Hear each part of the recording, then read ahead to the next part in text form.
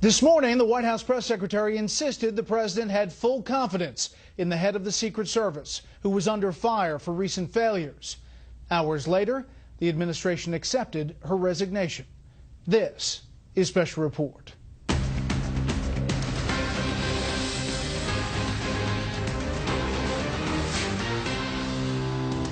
Good evening, I'm Brett Baer. The woman charged with keeping the president alive and well is out of a job tonight. Secret Service Director Julia Pearson has resigned as the organization endures a crisis of confidence following a series of security lapses. Chief Congressional Correspondent Mike Emanuel tonight on a move that was sudden, if not surprising. The Secretary of Homeland Security met with Director Pearson and accepted her resignation. With two security breaches, one with President Obama at the CDC in an elevator with an armed security guard and an arrest record, and a fence jumper getting past layers of security into the White House, Julia Pearson took the fall. Over the last several days, we've seen recent and accumulating reports raising questions about the performance of the agency. And the president concluded that new leadership of that agency was required. But this morning, Ernest was saying the president fully supported her. She's more than qualified to do her job. He continues to have confidence in the ability of the leadership of the Secret Service to protect him and his family. Many on Capitol Hill had already lost confidence in Pearson's leadership. I think it's time that she be fired by the President of the United States or that she resign. And as the hours went by today, more and more lawmakers called for a change. The administration announced Joseph Clancy, a former special agent in charge of the Presidential Protective Division, would return as acting director. A former federal prosecutor turned South Carolina Republican congressman says Secret Service must be held to a higher standard. I do not enjoy criticizing law enforcement. In fact, it's among my least favorite things to do. But as you noted, we ask Secret Service agents to do an extraordinary job. Therefore, it takes extraordinary people to be willing to do it.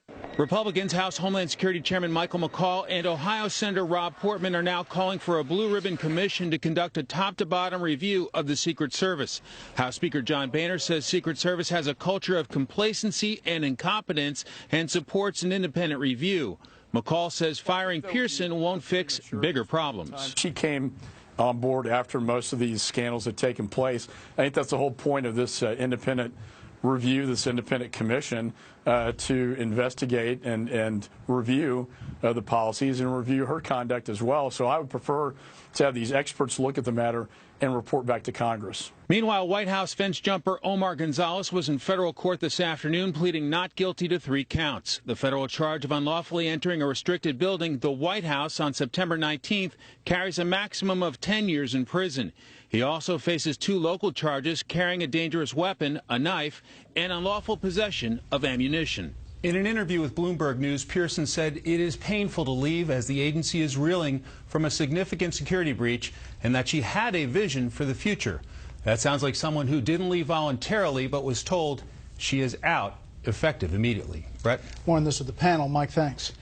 The first diagnosed case of Ebola is sending chills through much of the U.S. tonight, and despite official assurances, there are worries that patient 0 in Dallas could be just the beginning.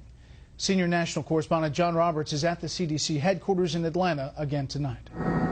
As Liberian Thomas Eric Duncan fights for his life in this Dallas hospital, troubling news from Texas Governor Rick Perry, who confirmed among Duncan's contacts after he became ill are 5 children who attended 4 Dallas schools earlier this week. Let me assure these children have been identified and they are being monitored, and the disease cannot be transmitted before having any symptoms.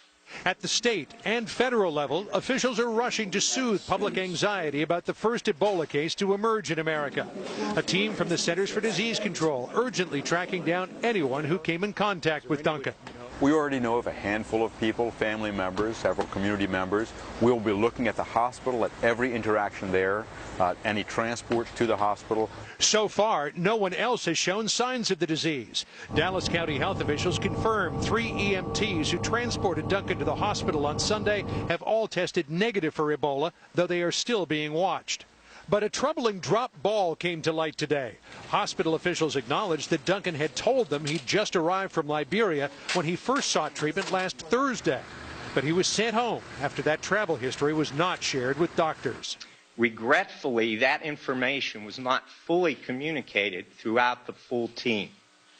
And as a result, the full import of that information wasn't factored into the clinical decision-making. For months, the CDC has warned hospitals to fully consider recent travel for anyone who comes in with fever.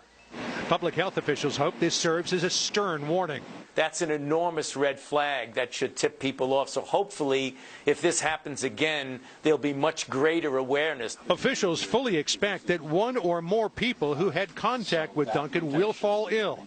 But they fought to reassure people who might have traveled with Duncan or had contact with him before he showed signs of Ebola. Science says that if you are not exhibiting symptoms of this, there is zero chance that you can transmit this. And Brett, some late-breaking news on this. United Airlines has just issued a release saying that Duncan did fly on 2 of its flights from Brussels to Dallas Airport back on the 20th of September. That's flight 951 from Brussels to Washington Dulles in Virginia, then flight 822 from Dulles to Dallas-Fort Worth. We'll put this information up on our website. People who are worried about that are encouraged to call United Airlines. Brett? We're following it all. John Roberts outside the CDC. John, thank you.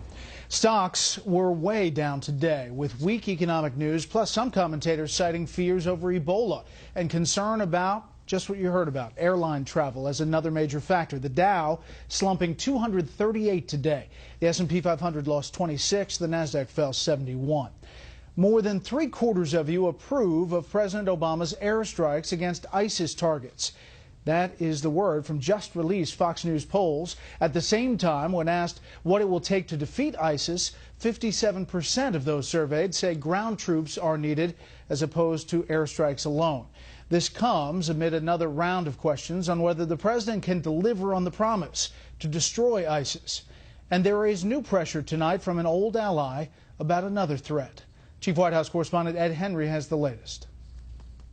In the Oval Office today, President Obama tried to cite what he called progress in dealing with Iran's nuclear program. Yet Israeli Prime Minister Benjamin Netanyahu was having none of it, declaring Iran is a far bigger threat than ISIS and bluntly warning the president to not let allowing Tehran to get nuclear weapons to end up as part of his legacy. As you know, Mr. President, Iran seeks a deal that would lift the tough sanctions that you worked so hard to put in place and leave it as a threshold nuclear power.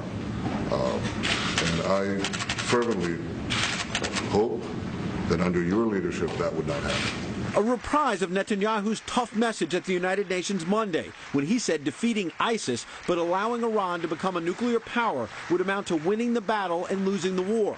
Yet after a brief mention of Iran, the president focused the vast majority of his comments on ISIS. I'll debrief Bibi on the work that we're doing to degrade and ultimately destroy ISIL.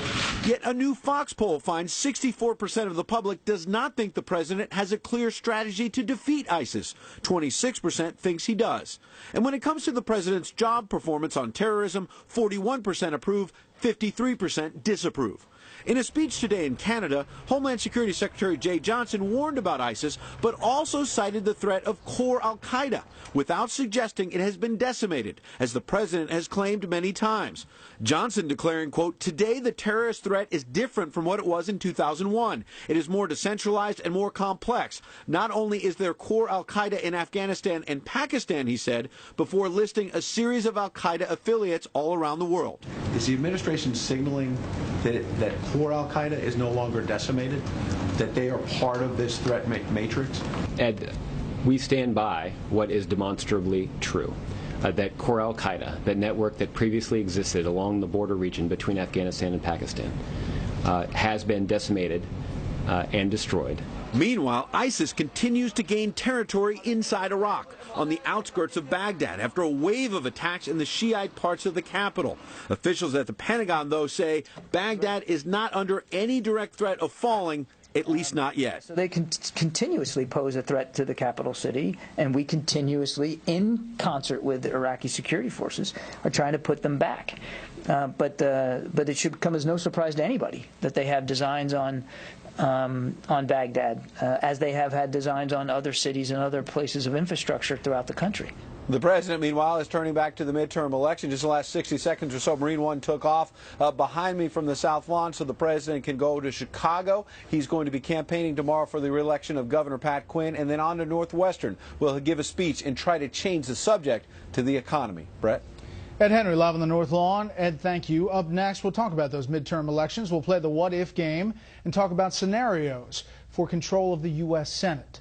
First, here's what some of our Fox affiliates across the country are covering tonight. WNAC in Providence, Rhode Island, with the death of a 10-year-old girl from complications attributed to an unusual respiratory virus that has been affecting children all over the country. The health department calls the circumstances surrounding the girl's death a very rare combination involving the enterovirus D68.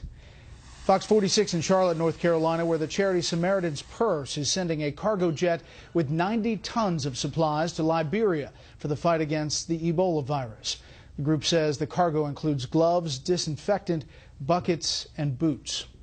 And this is a live look at Austin, Texas from Fox 7, our affiliate there. The big story there tonight, the rescue of a local teenager who was kidnapped 12 years ago. Officials say Sabrina Allen was found in Mexico by a child rescue team. Her mother was arrested and charged with aggravated kidnapping. The girl's father reported the child missing in 2002. That's tonight's live look outside the Beltway from Special Report. We'll be right back.